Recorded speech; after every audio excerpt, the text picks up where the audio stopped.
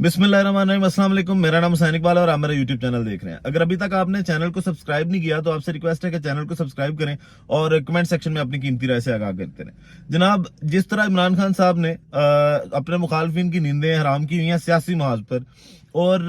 जो इमरान खान की मकबूलियत अवाम में है और लोग जिस कदर इमरान खान से अपनी मोहब्बत का इजहार करते हैं, और जितने भी सर्वेज आ रहे हैं और जो सोशल मीडिया पे सर्वेज हो रहे हैं या ग्राउंड्स पे सर्वेज हो रहे हैं, उसके बाद इमरान खान साहब की जो मकबूलियत है उसने मुखालफिन की काफी नींदें हराम की हैं। उसके साथ साथ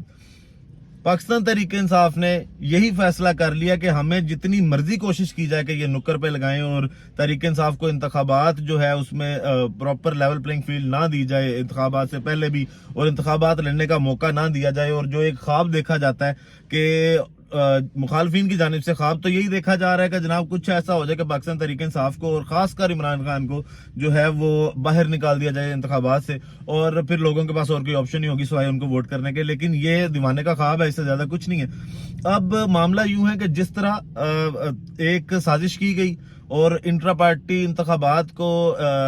एक बहाना बनाया गया और इलेक्शन कमीशन से एक फैसला करवाया गया कि जनाब पाकिस्तान तहरीक इंसाफ जो है वो दोबारा से इंट्रा पार्टी इंतखाबात करवाए, और उसके बाद जो है इनको बल्ले का निशान दिया जाएगा और तहरीक इंसाफ जो है वो इंतखाबात में बल्ले के निशान के साथ जा सकती है। और इस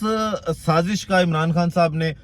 जिस तरह से मुकाबला किया और जो एक बहुत दानिशमंदाना फैसला किया जिसमें उन्होंने बैरिस्टर गोहर को चेयरमैन का नॉमिनेट किया, और इंट्रा पार्टी इंतखाबात में बैरिस्टर गोहर जो है वो बिला मुकाबला चेयरमैन पीटीआई बन गए और इमरान खान साहब ने अपने आप को पीछे किया। इसमें एक तो अच्छा पहलू ये था कि शायद पाकिस्तान तहरीक इंसाफ वो वाहिद पार्टी है जिसने चेयरमैनशिप जो है अपनी फैमिली से बाहर निकाल लिया, और ये तासुर भी इमाम में बहुत ज्यादा मकबूल हुआ है। इसके साथ साथ उन्होंने अपनी पार्टी को अपने इंतखाबी निशान को बचाया। अब मामला कुछ यूं है कि तोशाखाना केस जिसमें इमरान खान साहब को नाअहल किया गया था इलेक्शन कमीशन की जानिब से, पाकिस्तान तहरीक इंसाफ ने यह फैसला किया कि उस केस की जो दरखास्त है उस फैसले के खिलाफ वो हम लाहौर हाई कोर्ट में जो है वो दायर करेंगे, और तहरीक इंसाफ तोशाखाना नाअहली केस की दरख्वास्त लाहौर हाई कोर्ट में दायर करने जा रही है। अब इससे पहले जो इस्लामाबाद हाई कोर्ट है, इस्लामाबाद हाई कोर्ट में क्योंकि चीफ जस्टिस है आमिर फारूक साहब, और एक आम तासुर है और जुबान आम भी है, और पाकिस्तान तहरीक इंसाफ पहले भी उन पर काफी अपने जो है वो खदशात का इजहार कर चुकी है, और उन्होंने और लोगों को भी शायद इस बात का अंदाजा है कि जस्टिस आमिर साहब जो है वो यही चाहते हैं कि इमरान खान साहब को जिस कदर भी इंसाफ है वो अपने हाथों से देंगे, और वही उनके लिए सिर्फ एक जज है। अब इसका अंदाजा ये लगाएं कि ये तारीख में पहली बार हुआ था कि एक पार्टी चाह रही है कि जी हम अपनी दरखास्त वापस लेना चाह रहे हैं, हम चाहते हैं कि हम केस किसी और अदालत में लड़ें, लेकिन जस्टिस आमिर फारूक साहब ये कहते हैं कि जनाब ना भाई, वो जो इमरान खान साहब को इंसाफ दिया जाएगा वो सिर्फ मेरी अदालत से मिलेगा और मैं ही इमरान खान साहब के हर केस का फैसला करूंगा, और उन्होंने वो दरखास्त भी मुस्तरद कर दी। अब लाहौर हाई कोर्ट में समाअत कैसे होती है और लाहौर हाई कोर्ट इस केस को किस तरह जो है वो प्रोसीड करती है और फैसला क्या आता है, ये इस दरखास्त के मुस्तरद होने या दरखास्त को काबिल समाअत होने के बाद जब लाहौर हाई कोर्ट करार देगी कि दरखास्त या मुस्तरद करेगी उसको या उसको काबिल समाअत करार देगी, तो फिर जो प्रोसीडिंग होगी और जिस तरह के रिमार्क्स आएंगे उससे अंदाजा होगा कि ये जो केस है नाअहली वाला इमरान खान की तोशाखाना केस में वो किस तरफ को जाता है। अब जनाब दूसरी जानिब अगर देखें तो जिस तरह इलेक्शन करीब आता जा रहा है, एक सियासी थिएटर भी देखने को मिल रहा है, इल्जाम तराशियां, एक दूसरे को गालम गलोच, और खासकर वो पार्टीज जिन्होंने 15 महीने मिलकर हुकूमत की और इस मुल्क का बेड़ा गर्क किया, और जिस तरह की मुआशी हालात इन पिछले 15-20 महीनों में पाकिस्तान ने देखे, जो पीडीएम की गवर्नमेंट थी और उसके बाद जो निगरान हुकूमत जिस तरह इसको लेकर चल रही है, और गरीब आदमी का जो हाल हुआ और महंगाई जिस हद तक बढ़ी, और जरूरी जो आम अशिया जरूरियां हैं जो हर इंसान का बुनियादी हक है वो उसकी पहुंच से कितनी दूर हुई, वो दौर इन लोगों ने मिलकर एंजॉय किया, और आज वो लोग एक दूसरे के दस्तों गिरबां हुए। आज जनाब अब्दुल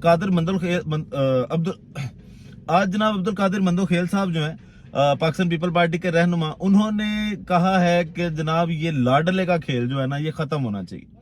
और नवाज शरीफ साहब को ये चाहिए कि वो निकलें, अवाम में जाएं।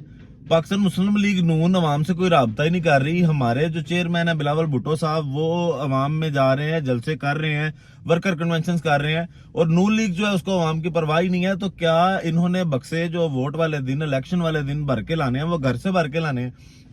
उसके साथ साथ उन्होंने ये भी कहा कि जनाब हालांकि ये इस इत्तेहादी हुकूमत का हिस्सा थे, और उन्होंने कहा जनाब मिफ्ता इस्माइल ने और शहबाज शरीफ साहब ने जब वो अपनी अपनी वजारतों पे थे, वो वजीर आजम थे और वो वजीर खजाना थे, तो सिवाय बातों की और कुछ नहीं किया। और राना सनाउल्लाह साहब जो हैं वो ये आज फरमा रहे थे कि जनाब हम चाहते हैं कि इंतखाबात हों, लेकिन इंतखाबात में पाकिस्तान तहरीक इंसाफ जो है वो हिस्सा ले सकती है। और अब जो तहरीक इंसाफ है वो तासिर राना साहब की जानिब से ये दिया गया कि वो इमरान खान की तहरीक इंसाफ नहीं है, वो बैरिस्टर गौहर की तहरीक इंसाफ है। तो लोगों को तो शायद सिर्फ इसी बात पे एतमाद है कि इमरान खान साहब ने अगर बैरिस्टर गौहर को चेयरमैन पीटीआई बनाया है, लेकिन वो बानी खुद ही हैं उसके, और अभी तक वो पार्टी के सारे फैसले वही कर रहे हैं। टिकटें किसको जारी की जाएंगी, बैरिस्टर गौहर साहब ने ये भी बता दिया कि वो उन इमरान खान साहब की मर्जी से ही टिकटें जारी की जाएंगी, और इंतखाबात में जो भी स्ट्रेटजी होगी वो इमरान खान साहब की होगी। अब इन तमाम तर बातों के बाद जो एक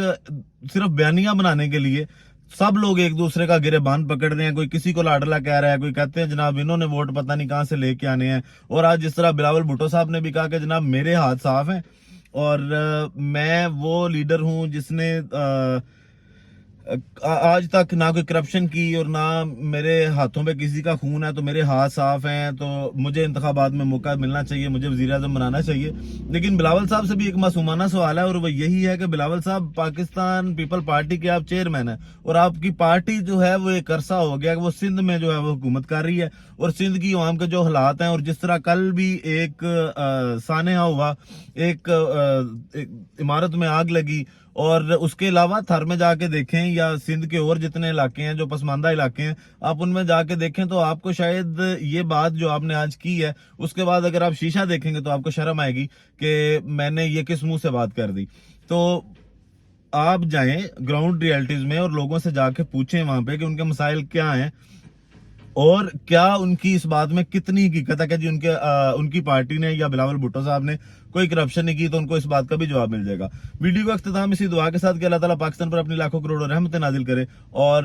25 करोड़ अवाम की मुश्किलात को आसान करे। पाकिस्तान जिंदाबाद।